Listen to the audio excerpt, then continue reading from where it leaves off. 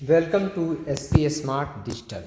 बच्चों, यहाँ पे part test 3 all India test जो पार्ट टेस्ट 3 है नीट का 12th क्लास का, उसका सोल्यूशन मैं डिस्कस आपसे कर रहा हूँ। Question number 1, a transformer has 100 turns in the primary coil and carries 8 ampere current. If input power is 1 kilowatt, then number of turns in the secondary coil to have 500 volt output will be. So we know that transformer power in is equal to power out is equal to this is equal to 1000 watt. मतलब power in जो होता है power out के बराबर होता है। तो ये गिवन है आपको कि इनपुट पावर 1 किलोवाट, 1 किलोवाट मतलब 1000 watt. So power is equal to V S into I S voltage. अगर आउट की बात करें, पावर मतलब दो कॉइल होते हैं, एक प्राइमरी एक सेकेंडरी। अगर सेकेंडरी की हम बात करें तो सेकेंडरी का वोल्टेज, सेकेंडरी का current. So this is equal to secondary का current is equal to power output divided by V S. So this is 2 ampere and we know that also this is I P upon I S is equal to N S upon N P. So इसकी value put करेंगे। So number of turn is equal to this is equal to 400 is the correct answer. Now अगर question number 2 की बात करें यहाँ पे, तो question number 2 में यहाँ पे देखें तो कहा है statement 1, in L R circuit if higher value of L is taken, then it will take more time to reach a steady state value of the current. And we know that जो LR circuit होता है, जो LR circuit होता है तो उसमें कह रहा है कि if higher value of L is taken, then it will take more time to reach a steady state value of the current. ठीक है। और सेकेंड में बोल रहा है कि for higher value of L back E M F is large. Yes, ये देखो करेक्ट है कि अगर एल की वैल्यू हायर होगा तो बैक ई एम एफ जो होगा वो क्या होगा, लार्ज होगा, क्योंकि ज़्यादा देर तक उसको रोक कर रखेगा। और ये भी करेक्ट है कि in L R circuit of higher the value of अगर एल को आप बढ़ाते हैं तो मोर टाइम लेगा to reach the steady state, क्योंकि उतना ज़्यादा अपोज करेगा तो उतना ज़्यादा इंड्यूस्ड ईएमएफ वहाँ पे डेवलप होगा जो उसको अपोज करेगा, तो ज़्यादा टाइम लगेगा उसको स्टडी स्टेट पहुँचने में। So both statement first and statement second are correct. Question number 3, the dimension of quantity R C भी upon L is. So this is L upon R, तो एल अपॉन आर का हो गया this is time and C into V का होता है this is charge, क्योंकि Q is equal to C भी है, आप लोगों ने पढ़ रखा है सभी ने। So this is equal to current into charge and charge is equal to current into time होता है। सो वैल्यू पुट करोगे यहाँ पे तो चार्ज अपॉन टाइम हो गया। सो this is charge upon time को क्या कहते हैं, एम्पियर कहते हैं। सो M0 L0 और A to power 1। So fourth part is the correct answer. Now fourth question, for a series RLC circuit R is equal to XL is equal to 2XC, the impedance of the circuit and phase difference, and we know that Z is equal to this is root under R square plus XL minus XC का whole square. So this is equal to R square and plus XL minus XC, तो XC is equal to कितना हो जाएगा XL by 2, तो XL by 2 का whole square. Now इसकी value जब put करेंगे यहाँ पे तो दिस इज equal to यहाँ से आ जाएगा root under R square plus XL का whole square upon 4 and we know that XL is equal to कितना है आर, तो इसकी वैल्यू पुट कर दोगे। So this is equal to 5R upon 4 हो जाएगा। So this is root under 5 upon R हो जाएगा। तो ये तो दोनों में है। अब फेज डिफरेंस निकालने की बारी आया and phase difference tan P नहीं tan phi होता है। tan phi is equal to this is XL minus XC upon R. So XL minus XC is equal to this is यहाँ से अगर देखें तो XC is equal to XL upon 2 upon divided by resistance, तो resistance is equal to कितना हो जाएगा, this is equal to आप इन टर्म्स ऑफ एक्सएल तो देखो यहाँ से तो ये हो गया XL minus XL upon 2 divided by resistance. So this is XL by 2 and divided by resistance किसके बराबर है, एक्सएल के बराबर है, तो XL. So this is 1 upon 2 आ गया यहाँ पे। So 5 is equal to this is tan inverse 1 upon 2। So this is second part is the correct answer. Now question number next में कहा है क्वेश्चन नंबर 5 में match the column 1 with column 2। Principle of transformer, step up transformer. तो step up transformer होता है जिसमें primary जो coil होता है उसमें नंबर ऑफ टर्न जो होता है उसमें कम होता है, सेकेंडरी कॉइल में नंबर ऑफ टर्न ज़्यादा होता है, उसको स्टेप अप कहते हैं। स्टेप डाउन जो होता है उसमें प्राइमरी नंबर ऑफ टर्न जो होता है ज़्यादा होता है और सेकेंडरी नंबर ऑफ टर्न क्या होते हैं, कम होते हैं। ठीक है। कॉपर लॉसेज ट्रांसफार्मर में होता है प्रिंसिपल ऑफ ट्रांसफार्मर जो होता है म्यूचुअल इंडक्शन से रिलेटेड है। सो अगर इसका आंसर देखें तो प्रिंसिपल ऑफ म्यूचुअल इंडक्शन की अगर हम बात करें तो ए का तुम्हारा क्या हो जाएगा, यहाँ पे जो ए पार्ट है उसका हो जाएगा आर, एंड जो बी पार्ट है स्टेप अप कन्वर्ट, अच्छा तो बोला स्टेप अप ट्रांसफार्मर क्या करता है, तो वोल्टेज इंक्रीज करवाता है, तो convert low voltage into high voltage, इसका बी का पी हो जाएगा। सी का स्टेप डाउन क्या करता है, convert high voltage to low voltage. And copper losses की बात अगर हम करें तो कॉपर लॉसेस होता है due to Joule's effect of heating. So इसका first part is the correct answer. Question number 6. If instantaneous current is given by I is equal to 4 cos omega t plus 5 ampere, then the RMS value of the current is, and we know that this is the maximum value of the current. So RMS, this is I naught is equal to कितना हो जाएगा, this is 4. So this is I RMS is equal to this is I naught upon root 2. So this is 4 upon root 2. So this is 2 root 2 is the correct answer. Now question number 7. In AC circuit choke is preferred to resistors because क्यों होता है, तो energy is not waste, energy waste नहीं हो इसलिए हम चोक का use यहाँ पे करते हैं। क्वेश्चन नंबर 8 को अगर हम देखें तो क्वेश्चन नंबर 8 में कहा है कि in an AC circuit the power factor is unity. तो पावर फैक्टर होता क्या है, तो कॉस फाई को हम पावर फैक्टर बोलते हैं, better where phi is the phase difference, ठीक है, जो करंट ऑफ वोल्टेज के बीच में फेज डिफरेंस होता है। तो पावर फैक्टर जो होता है दिस इज कॉस फाई। तो अगर हम unity when the circuit contain ideal register only, अगर रजिस्टर होता है तो फेज डिफरेंस 0 होता है, तो पावर फैक्टर की वैल्यू 1 होती है। तो ये तो करेक्ट है आपका। बी में है is unity when circuit contains ideal inductor, नहीं, इंडक्टर के केस में करंट वोल्टेज के बीच में एंगल 90 डिग्री होता है, कॉस 90 0 होता है, पावर फैक्टर 0 हो जाएगा। ये 0 when the circuit contain an ideal resistance only, ठीक है, 0 नहीं होगा। ये 0 when the circuit contains ideal inductor, yes D. तो ए और डी पार्ट जो है आपका वो करेक्ट आंसर है। So third part is the correct answer. Question number 9, question number 9 में कहा है the potential difference V and the circuit current I flowing through an electrical instrument in an AC circuit are given as V is equal to 5 sin omega t, I is equal to 2 cos omega t. Then the average power distributed per cycle in the instrument is, so we know that power is equal to this is I RMS into E RMS. So this is equal to 5 यहाँ पे क्या, this is maximum value, 2 क्या है यहाँ पे maximum value, and we know that RMS value is equal to maximum upon root 2. So this is 5 upon root 2 into 2 upon root 2. So this is 10 upon 2. So this is 5 part is the correct answer. Now question number 10.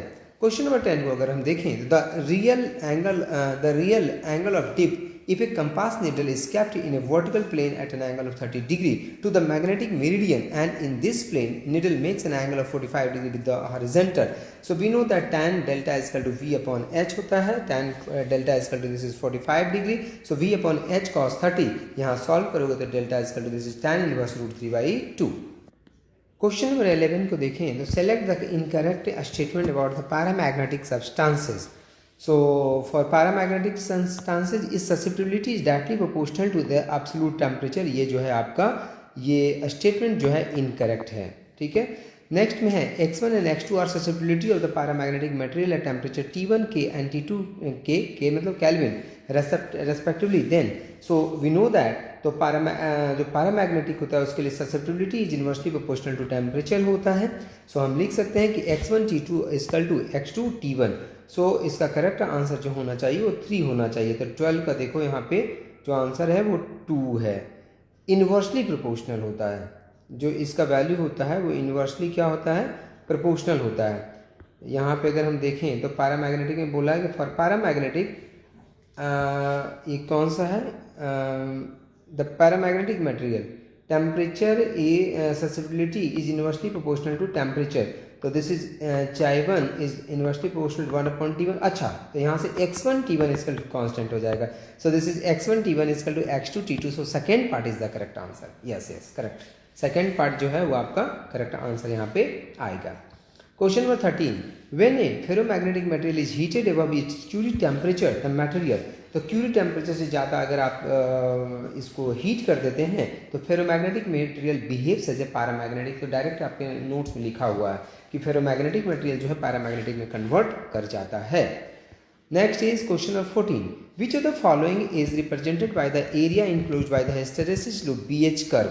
सो अगर हम BH curve में देखें तो which of the following is represented by the area enclosed by the hysteresis loop, तो इसका heat energy loss per unit volume in the sample, जो energy जो area होता है वो आपको हीट एनर्जी वहाँ पे देता है। नेक्स्ट में है 15 में, क्वेश्चन नंबर 15 में, the pole strength of a bar magnet is 48 ampere meter and the distance 25 centimeter. The torque by which it can be placed at an angle of 30 degree with the uniform magnetic field of strength 0.15 Weber per meter square will be. So we know that magnetic moment is equal to pole strength into distance between the poles. So M is equal to this is 48 into 25 upon 100. So this is 12. So we know that torque is equal to M cross B. So this is torque is equal to MB sin 30. So torque is equal to this is 0.9 Newton meter is the correct answer. Which of the following statement is correct for ferromagnetic material? So which of the following statement is correct? So correct अगर हम देखें तो second, these becomes paramagnetic at Curie temperature. अभी देखा ऊपर वाले point में ये लिखा हुआ था। क्वेश्चन नंबर 17, क्वेश्चन नंबर 17 को देखें तो the refractive index of the medium is given by, जो रिफ्रैक्टिव इंडेक्स होता है, जो refractive index of the medium is given by, तो mu is equal to this is C upon V होता है and C is equal to this is 1 upon root under mu not into epsilon not होता है। So mu is equal to this is 1 upon root under mu not into epsilon naught divided by किसी medium में speed जो होता है this is 1 upon root under mu naught epsilon naught into mu R into epsilon R. So this is equal to final answer जो होगा this is root under mu R into epsilon R. So A part is the correct answer. Question number 18 को अगर हम देखें तो electromagnetic waves consist of periodically oscillating electric and magnetic vectors, yes, and in mutually perpendicular planes but vibrating in phase, yes. जो electric field magnetic field जो होता है और खास करके जो वेव्स होता है इलेक्ट्रोमैग्नेटिक वेव्स, तीनों जो होते हैं म्यूचुअली परपेंडिकुलर होते हैं, ठीक है, और वाइब्रेट भी करते रहते हैं। So fourth part is the correct answer.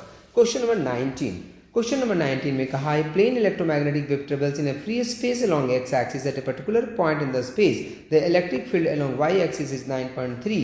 हमने कल आपको फार्मूला बताया था कि जैसे C is equal to this is E not upon B not होता है, so this is B naught is equal to E not upon C. E naught आपको गिवन है, so this is equal to B naught is equal to हो जाएगा 3.1 into 10⁻⁸ tesla. Now question number next question is question number 20।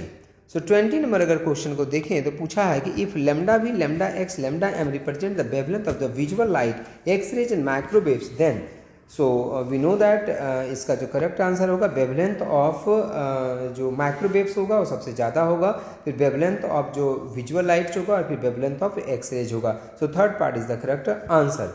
Now question number 21, according to modified Ampere circular law, जो modified Ampere circular law है बेटा वो क्या कहता है कि B dot D L is equal to mu naught I C या यहाँ पे आई सी या I C plus epsilon not this is D phi E upon कितना हो जाएगा D T, and this is the displacement current. मतलब एक ही करंट हम लोग ऐसे एम्पियर सर्कुलर जो मैग्नेटिक फेवरेटिव करंट में हम पढ़ते हैं तो वहाँ पे पढ़ते हैं close integration B dot D L is equal to mu not into I, जो करंट जाता है।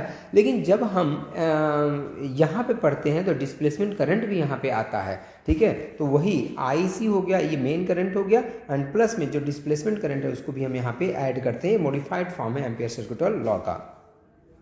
Question number 22.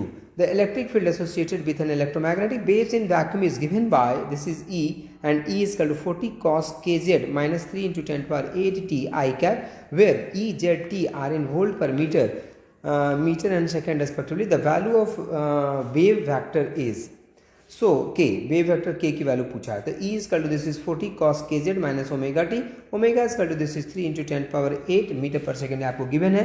We know that k is equal to this is omega upon c, so this is 3 into 10⁸ divided by 3 into 10⁸, so this is equal to 1 per meter is the correct answer.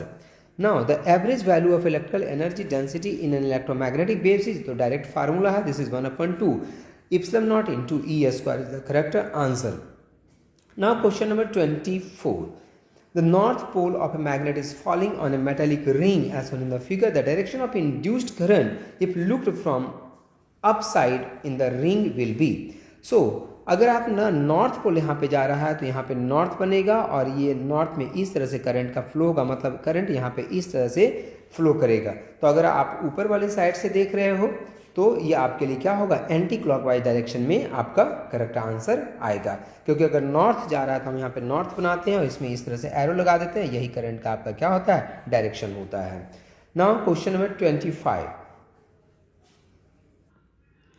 Question number 25 में देखें तो लिखा हुआ two parallel rails of railway track insulated from each other and with the ground are connected to a millivolt meter. The distance between the rails is 1 meter. A train is traveling with a velocity of 72 km per hour along the track. The reading of the millivolt meter is vertical component. The earth magnetic induction is 2 into 10 to the power minus 5. So induced EMF is equal to, this is BVL. V is the velocity of the train. So this is 72 km per hour. So this is 72 into 5 upon 18. So this is 20 meter per second. So this is 2 into 10 to the minus 5 into 20 into 1. So this is equal to 40 into 10 to the minus 5 volt. So this is equal to 40 into 10 to the minus 2 millivolt. So this is 0.4 millivolt is the correct answer. Now question number 26. A solenoid of 10 Henry induced inductance and 2 ohm resistance is connected to a 10 volt battery. In how much time the magnetic energy will be increases to I by fourth of the maximum value? So we know that magnetic energy is equal to, this is 1 upon 2 Li square. So this is directly, L is a constant, so directly proportional to energy, directly proportional to I square. So I is inversely I is root under UV. I is directly proportional to root under energy. So this is I2 upon I1 is equal to, this is root under U2 upon U1. So this is equal to root under 1 upon 4. So this is 1 upon this is I upon 1 upon 4. So this is 1 upon 2. So this is I2 is equal to, this is I1 upon 2. So time is equal to, this is 0.693 into L upon R. So this is 3.5 second is the correct answer. So first part is the correct answer. Now question number 27. Question number 27 को अगर हम देखें तो question number 27 में कहा है यहाँ पे, when the number of turns and the length of the solenoid are double while the area of cross section is half, the inductance. So we know that inductance, self inductance L is equal to, this is mu naught n square A upon L. So L is directly proportional to n square area and inversely proportional to length. So सबकी value put करेंगे. So this is L2. अगर हम L2 की बात करें तो सबकी value put कर, this is N2 upon N1 A2 upon A1 N2 upon N1 का होल स्क्वायर हो गया यहाँ पे A2 upon A1 and this is L2 upon L1. सबकी वैल्यू पुट किया, दिस इज 2 का square into 1 upon 2 into 1 upon 2 L. So this is equal to final answer कितना आ गया, दिस इज L आ गया यहाँ पे. फाइनल आंसर जो आया L आ गया. Now question number 28. अगर क्वेश्चन नंबर 28 को देखें तो flux is equal to, this is equal to 3t square plus 4t plus 9 given है आपको. EMF पूछा है. So we know that EMF, अगर मैग्नीट्यूड की हम बात करें जैसे ऐसे EMF is equal to, this is minus D phi upon dt होता है. लेकिन जब हम मैग्नीट्यूड की बात करते हैं तो माइनस साइन को हम यहाँ पे नेग्लेक्ट कर देंगे. So this is EMF is equal to, this is D phi upon dt हो जाएगा. इसको हम डिफ्रेंशिएट करेंगे. सो डिफ्रेंशिएट करने के बाद आ जाएगा 60 plus 4 and t is equal to 2 second है. वैल्यू पुट करेंगे. So this is 16 volt is the correct answer. Now next is question number 29. So a diagram है, आप देख सकते हैं. The figure represents in area A is equal to 0.5 metre square situated in a uniform magnetic field B is equal to, this is 2 Weber per meter square and making an angle of 60 degree with respect to the magnetic field. The value of the magnetic flux through the area would be equal to. So we know that this is flux is equal to, this is BA cos theta.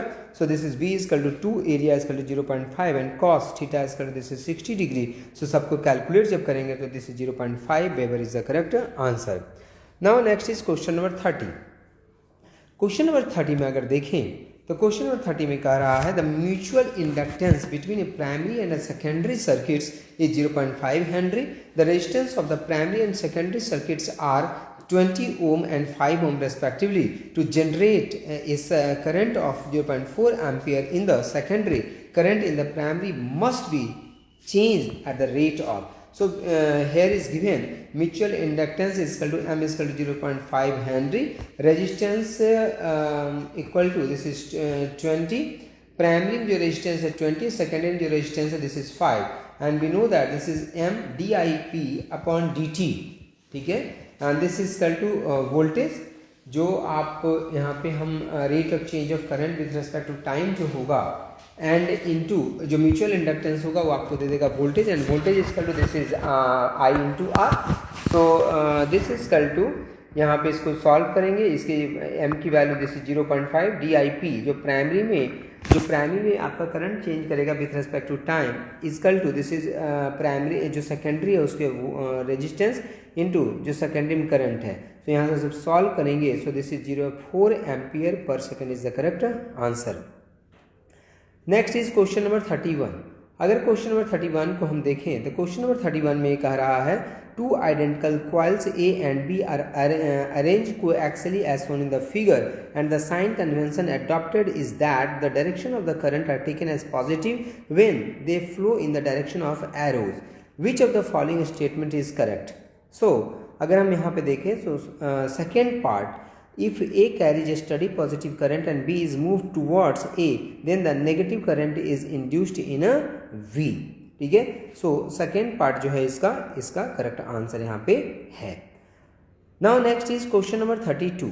अगर question number 32 को हम देखें यहाँ पे तो question number 32 में कह रहा है कि the equivalent inductance of two inductance is 2.4 henry when connected in parallel and 10 henry when connected in series, the difference between the two inductor is. So अगर आप टू इंडक्टर अगर पैरेलल में होता है तो equivalent is equal to this is L1 L2 upon L1 plus L2 and this is equal to 2.4, और अगर वो सीरीज में होता है तो this is L1 plus L2 is equal to 10। इसको सॉल्व करेंगे so this is L1 L2 यहाँ से निकालेंगे, so this is L1 L2 is equal to root under L1 plus L2 का होल स्क्वायर, यहाँ पे होल स्क्वायर आएगा -4 L1 L2 आ जाएगा। सो दिस इज 10 का square minus 4 into 2.4, so this is equal to 10 का square is equal to 100 and this is 2.4। तो यहाँ से L1 L2 is equal to this is, हाँ तो L1 L2 इजकल टू कितना है, दिस इज 10 है ना, L1 L2 इजकल टू कितना है यहाँ पे, अच्छा ये L1 माइनस L2 हमने निकाला है, यहाँ पे जो हमने निकाला दिस इज L1, देखो L1 minus L2 and this is equal to root under this is L1 plus L2 का whole square minus this is 4 L1 L2। So यहाँ से अगर देखें तो L1 L2 10 है तो इसकी वैल्यू 10 पुट करो तो 10 इंटू 2.4 कितना हो जाएगा 24। सो हम यहाँ से लिखेंगे this is L1 L2 this is equal to 24 और L1 plus L2 equal to 10 है। सो वैल्यू पुट किया यहाँ पे दिस इज 10 का square minus 4 into 24, so this is equal to 100 minus 96, so this is root under 4 and root under 4 means this is equal to 2 is the correct answer. Now next is question number 33। Question number 33 में अगर हम देखें यहाँ पे question number 33 को देखें, the two coaxial solenoids are made by winding thin insulated wire over a pipe of cross section area A equal to 10 cm square and length is equal to 20 cm. If one of the solenoids has 300 turns and the other 400 turns, their mutual inductance is. So we know that mutual inductance M is equal to this is mu naught N1 A into N2, सबकी value put करेंगे, mu naught is equal to this, N1 is equal to this, A की value into N2 की value, so this is 2.4 pi into 10 to the minus 4 Henry is the correct answer. Now next is 34. In the figure shows a part of a complete circuit. The potential difference VB minus VA when the current I is 5 ampere and is decreasing at a rate of 10 to the 3 ampere per second is given by. So this is equal to यहाँ से current I पास कर रहा है 1 ampere है, यहाँ पे 15 volt है, 5 millihenry है। So this is equal to, अगर हम देखें यहाँ पे तो आप ये लगा सकते हैं यहाँ पे किरचॉफ का law. So this is equal to VA और करंट के डायरेक्शन में अगर आप ट्रेवल कर रहे हैं तो करंट कितना है, this is equal to current is 5, so this is equal to VA minus 5 and positive से नेगेटिव जा रहे हैं, so the negative this is 15 volt and this is equal to 5 millihenry, so this is equal to minus 5 into 10 power 3 into 10, so this is equal to current का यही direction है और यहाँ पे जो करंट का डायरेक्शन है सो यहाँ पे ये हो जाएगा this is 5 and this is equal to VB, so 5 cancel out हो जाएगा, so this is VB minus VA and this is equal to minus 15 volt is the correct answer, third part is the correct answer. Now question number 35। Question number 35 में कह रहा है assertion in generators and motor the role of input and output are reversed. ठीक है, generator and motor में बोला roles of input and output जो होता है वो रिवर्स होता है। बी में बोला, रीजन बोला है in generator electric energy is the input and mechanical energy is the output. नहीं, ऐसा नहीं होता है। In motor mechanical energy is the input, नहीं, ये तो रीजन इसका गलत है बेटा। बट इसका जो असर्सन है, अगर हम असर्सन की बात करें तो in generator and motor the roles of the input and output are reverse. Input and output are reverse. हाँ, तो ये हम सही बोलेंगे, ठीक है, ये आपका करेक्ट है और रीजन इसका गलत है बेटा। सो सेकेंड पार्ट जो है इसका करेक्ट आंसर है A is 2 but R is false. Now question number यहाँ से 36 ये सेक्शन बी यहाँ से स्टार्ट हो रहा है। तो सबसे पहले बोला quality factor of the resonant circuit, तो डायरेक्ट फार्मूला है बेटा। क्वालिटी फैक्टर इजकल टू, इसका 3 फॉर्म में फार्मूला होता है। So 1 is equal to this is 1/r root under l upon c formula होता है। तो this is the correct answer. Now question number 37। तो अभी इस तरह का क्वेश्चन हमने किया कि ए पॉइंट से स्टार्ट करना है आपको और बी पॉइंट पे चले जाना है आपको, ठीक है। तो देखो यहाँ पे भी कर रखा है, this is V A minus V B and this is equal to V L and plus V R. V L यहाँ पे हो जाएगा एंड दिस इज यहाँ पे हो जाएगा वी आर। वैल्यू पुट किया है यहाँ पे एंड वैल्यू पुट करने के बाद this is L equal to this is 0.05 henry is the correct answer. इसका जो इंडक्टेंस की वैल्यू है this is 0.05 henry. Third part जो है इसका करेक्ट आंसर आया है यहाँ पे। नाउ क्वेश्चन नंबर 37 के बाद है क्वेश्चन नंबर 38। अगर हम क्वेश्चन नंबर 38 को देखें तो when an AC source of voltage V equal to this is V naught sine 100 is connected across a circuit, the phase difference between the voltage V and current I in the circuit is observed to be pi/4 as shown in the figure. If the circuit consists possibly only of RC or LC or LR or LC in series, find possible value of the two element. So this is the voltage and this is the current and so अगर हम देखें यहाँ पे so this is equal to figure given in the question shown that the current I leads the voltage V by the phase angle pi/4. Therefore, the circuit can be RC circuit alone. So tan phi is equal to this is XC upon R. So this is 1 upon omega CR. So this is tan pi/4. So this is 1 upon omega CR. So this is equal to 1 is equal to this is omega CR and we know that given is V is equal to V naught sin 100 pi by 100 t. So यहाँ से omega is equal to कितना हो जाएगा, this is 100. So CR is equal to this is 1 upon omega. So this is 1 upon 100. When R is equal to 1 kilo ohm, so this is 10 to the power 3 ohm. So C is equal to this is 1 upon 10 to the power 5. So this is 10 to the power minus 5. So 10 microfarad is the correct answer. So correct answer इसका कौन सा है, A part है। Question number 39। अगर question number 39 को देखें तो बोला इसमें current flowing through the resistor R vary जाता I is equal to this is K T where K is a constant. Find average value of current for first 2 second. So what is average value? So average value is equal to this is equal to I D T, is formula है t1 to tt। So this is 0 to t divided by total time. So this is 0 to 2। इसको हम integrate करेंगे यहाँ से ऊपर, तो ऊपर k t into D T है तो k तो कांस्टेंट ही है, तो t dt का integration this is T square upon 2 हो गया। नीचे हो गया आपका dt का इंटीग्रेशन t, हायर वैल्यू 2 है, लोअर वैल्यू 0 है, वैल्यू पुट करेंगे। So final answer is equal to k is the correct answer. Now next is question number 40। अगर क्वेश्चन नंबर 40 को हम देखें यहाँ पे तो बोला 2 identical bulbs B1 and B2, 2 identical bulbs हैं B1 and B2 are connected to an AC source. B1 is connected in series with a coil of 100 millihenry and B2 with a capacitor of 10 microfarad as shown in the figure. The brightness of B1 and B2 will be, B1 और B2 में brightness किसका ज़्यादा होगा? So we know that कि brightness is directly proportional to heat and heat is directly proportional to power into time. So it depends on it is depend on frequency. So इसका हम अगर answer दें तो depending on the frequency of the source, ठीक है। So this is the correct answer. Now question number 41. 41 में देखें तो 2 bar magnets of magnetic moment M each are placed in the 2 different manners as shown in the figure. 2 different manner में इसको यहाँ पे रखा गया है। एक 60 डिग्री का एंगल है, एक 60 डिग्री का। यहाँ पे नॉर्थ है, साउथ है, नॉर्थ है, साउथ है। So net magnetic moment of system arrange in figure A and figure B are M A and N B respectively. Then M A upon M B is equal to, so this is equal to, अगर हम यहाँ से बात करें so this is MA is equal to 2p cos 30, so this is root under 3p and MB is equal to 2p cos 60, so this is p, so this is MA upon MB is equal to कितना हो जाएगा, this is root under 3 हो जाएगा। So now 41, अगर हम 42 की बात करें तो ये मैग्नेटिक नीडल 42 की अगर हम बात करें तो ये magnetic needle lying parallel to a magnetic field requires W unit of work to turn through 60 degree the external torque required to maintain the magnetic needle in this position is. So we can write delta u is equal to this is uf minus ui. So u is equal to this is minus m dot b. So this is w is equal to minus mb cos of 60 plus mb. So this is mb by 2. So torque is equal to this is m cross b. So this is mb sin 60. So this is w root under 3. Now next is question number 43. So question number 43 को अगर हम देखें तो bar magnet of magnetic moment m is bent in the form of quadrant of circular r. The new magnetic moment is. So this is capital M is equal to m into L. So this is equal to ये length इसका bar magnet है, इसका length कितना है L.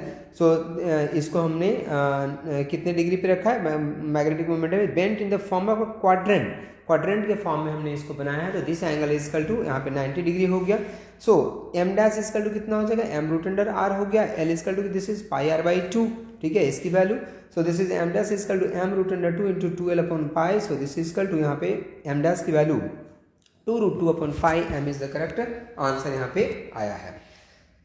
Next is question number 44. Question number 44 में बोल रहा है कि the sun radiates electromagnetic energy at the rate of 3.9 into 10 per 26 watt. Its radius is 6.96 into 10 per 8 meter. The intensity of sunlight at the solar surface will be.